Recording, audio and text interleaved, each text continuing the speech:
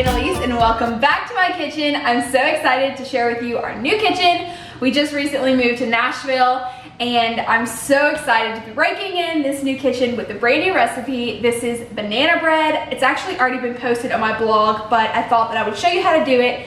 I've actually updated it quite a bit and I'm really excited to share it with you. So let me share with you what you're gonna need. For this recipe, all you need is 3 bananas. These are extra ripe. They have been sitting here for quite a while, so I'm glad to finally be making this banana bread. We have some all-purpose flour, some baking soda, salt, 2 room temperature eggs, a stick of butter, this is unsalted, some vanilla extract, some buttermilk. This is a prime ingredient. If you don't have buttermilk, please don't try to exchange it for anything else, and some granulated sugar. Now, if you wanna be extra fancy, you can also put some chocolate chips in it. And I also found this vanilla bean sugar, and you guys, it's amazing. It is so delicious, and all I'm gonna do is just sprinkle this on top of the banana bread, and I just know that it's going to make it 10 times better. You can see it has real vanilla bean in it. And so if you wanted to make this at home, get some vanilla beans, scrape out the seeds, and just mix it in some sugar and put it in a mason jar, and it'll be just like this. Amazing. So for the first step, you wanna go ahead and preheat your oven to 355 degrees, and then we're going to go ahead and cream together the butter and the sugar. So all you do is just pour the sugar in, and then 1 stick of butter, and I'm gonna be using a 9x5 loaf pan, but if you would like to use like a cake pan and make banana bars out of it, that's perfectly fine. Just you're gonna have to make sure that the baking temperature and time is correct.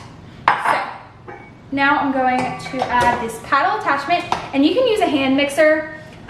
This is just easier for me, and I have it in my kitchen. And we're gonna mix this on low.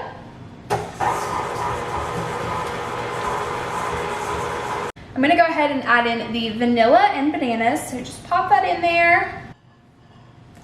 I'm gonna go ahead and add in the bananas, and if you don't have ripe bananas, all you can do is, if you have the bananas with you, pop them in the oven at 355 degrees or 350 degrees and just bake them until they're brown, and it will happen probably in the next 10 minutes. It's really quick, simple way to go ahead and get your bananas softened.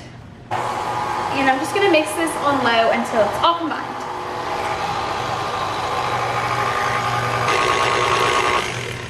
Perfect. Next, I'm gonna go ahead and crack the eggs open into the mixture.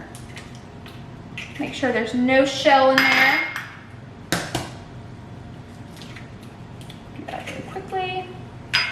And then same thing, mix this on low.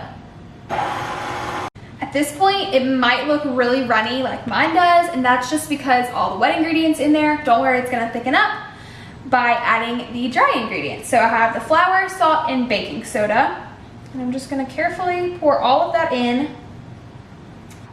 And then definitely make sure you mix this on low first so it doesn't get all over you.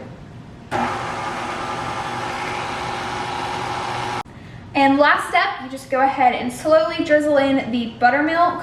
And like I said, this is a crucial part of the recipe. I've tried using regular milk and it just does not turn out the same. Just mix it on low. And after this will be the point where you want to add in the chocolate chips or nuts if you're going to use them.